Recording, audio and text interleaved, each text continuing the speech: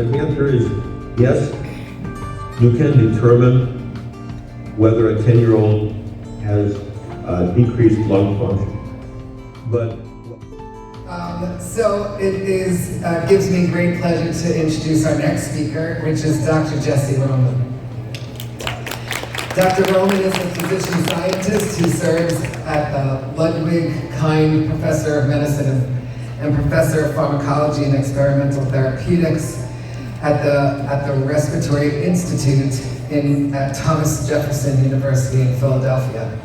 For 3.5 decades, he started when he was 10. Dr. Roman has played leadership roles in regional, national, international, professional organizations and has served on important posts in academic institutions.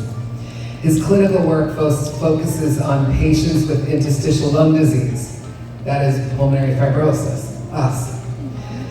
His research is very interested in fibroblast biology and lung tissue remodeling, and he's actively involved in clinical trials of pulmonary fibrosis.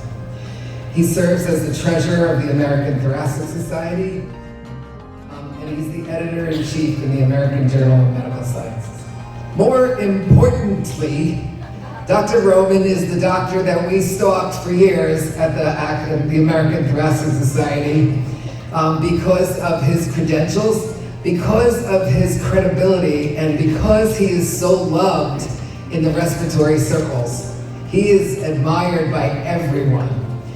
So he was the guy I wanted, and he was the guy we asked to build the clinics in Puerto Rico. So Dr. Roman was our dear, dear friend and helped to make things happen in Puerto Rico for us. So Dr. Jesse Roman, please come to the podium.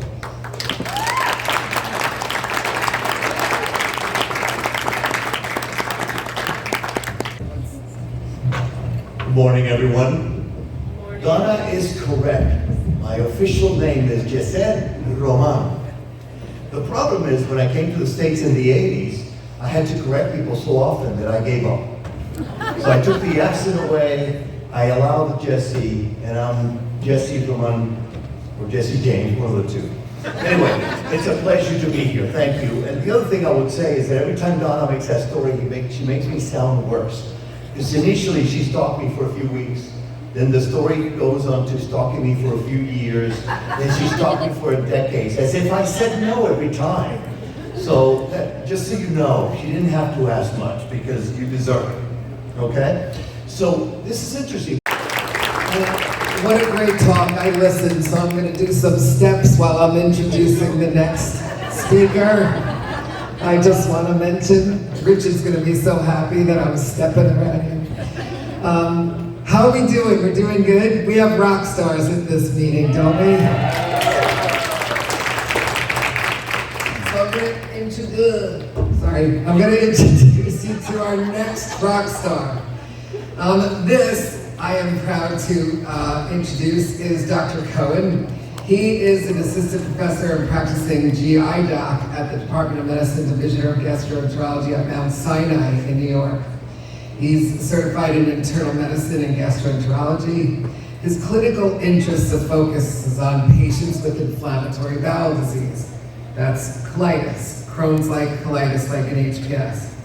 He's a scientific advisor to the HPS network. I will tell you that anytime, anybody, anywhere has a problem with their belly in HPS, it's scary how fast he answers an email from me and an email from us. He is just so responsive and so kind, and it gives me great pleasure. I even think there's been people here that have talked to him and seen him. I think he's gonna be here at lunch. Yes. If anybody needs to talk to him, he's gonna be here at lunch. I just ruined his lunch. But it gives me great pleasure to introduce Dr. Cohen.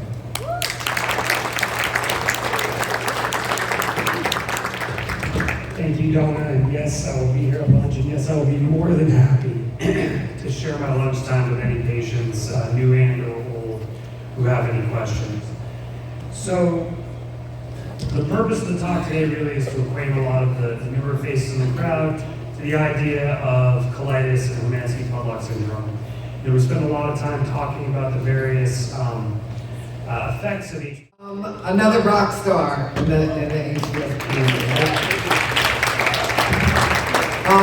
Kristen's gonna bring us through some housekeeping, but I just want to do a plug for this afternoon. So we're gonna break for lunch, but it's really important that you guys hang around and come back because we have two really important talks. One is, I think it's going to be interesting to hear some kidney discussion with Dr. Intone.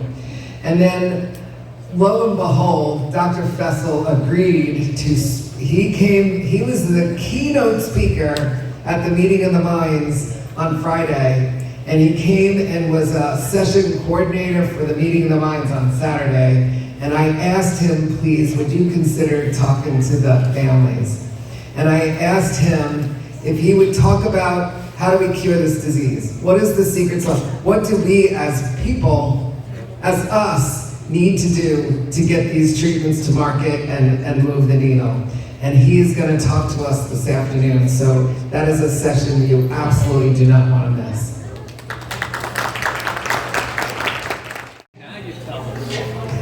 Y'all looking good. So our next speaker is someone very special to us, and I'll tell you why. It is Dr. Wendy Intone. She is a pediatrician and clinical and biochemical geneticist at the Medical Genetics Branch at NHGRI, National Human Genome Research Institute.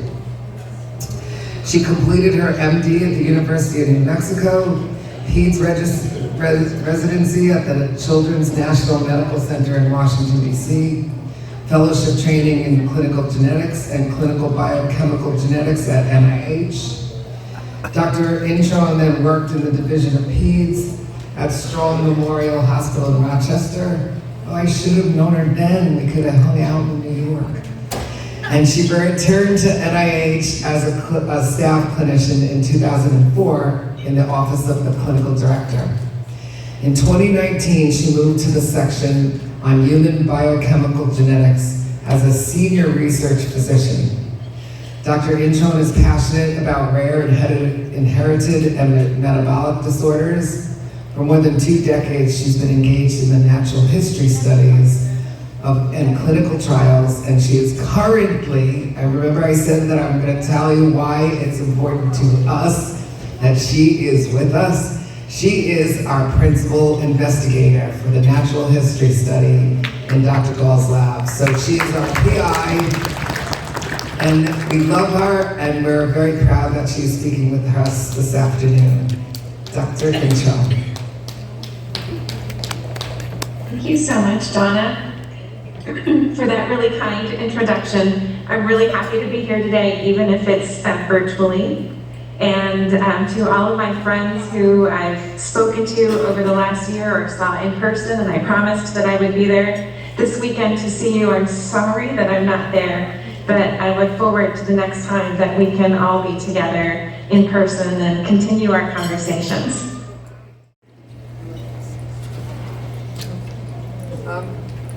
Another rock star, right? Yep. Aren't we lucky she's our PI? Yes.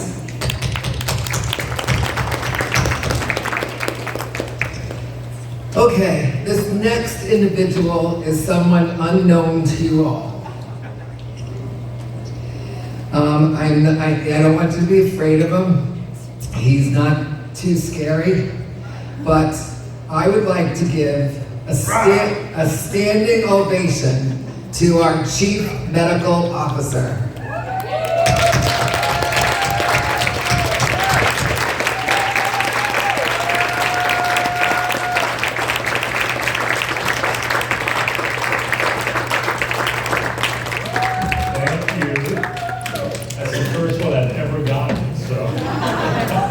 Probably the last. Thank you very much. So the last few years, we've been trying to provide you a fairly detailed summary of the meeting of the minds, which, as you all know, happens on Saturday. So while you're busy doing lots of other great things, we meet as a group. I've participated in that for many years, and I just got to tell you, it's an amazing meeting. I mean, it really is. And I think back to when we started and where we are now, it's just an amazing meeting in a number of different ways. The scientists are really great. And the way they share their information with us so freely is somewhat unusual in scientific communities, where there can be a lot of like sort of jockeying for position, and I don't want to share with you because I want to get the paper out first. There's none of that in this meeting. And then the thing, of course, that's most touching for us is just how much they care about the community and how much they want to help us get to a different place with this terrible disease. Speaker, it's been such a privilege to have him with us the entire weekend, and he has had a really wonderful career. He's did pulmonary critical care fellowship and he's a physician, and he also did a PhD in pharmacology. And for a long time he was at Vanderbilt in Nashville, and then beginning in the 2000s he shifted to the NIH. And in 2021, he became the chief medical officer and the director in that section that I mentioned, NCATS, specifically around translational medicine, which again is what we're really, at the end of the day, what we're really most focused on. So he's really been wonderful for us this weekend. We're so delighted he's here with us today. And he's going to talk to you in ways that only he can, perhaps, about what it means to get to the place of having a meaningful treatment for a person living with HPS. Dr. Fessel.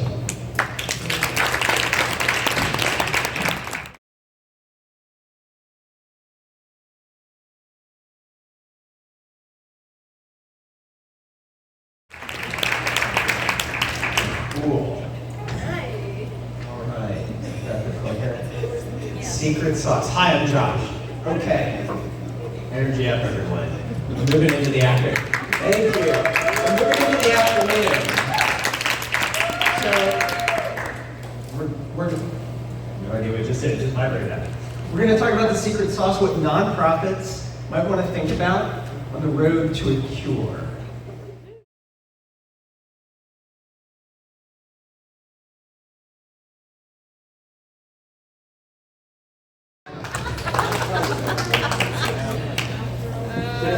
So Val and I are doing the next presentation, and Val is going to be my prop person. And this is a talk that I'm going to go through quickly because it's going to get to be the end of it. I'm going to switch to this. Why?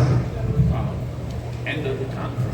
Oh, and we're not that. We're just gonna. This is getting towards the end, so I'm gonna talk really fast, so everybody's gonna pay attention, and we're gonna get through this. And the beginning of the talk is the talk I gave last year, so it's for the new people that weren't here last year.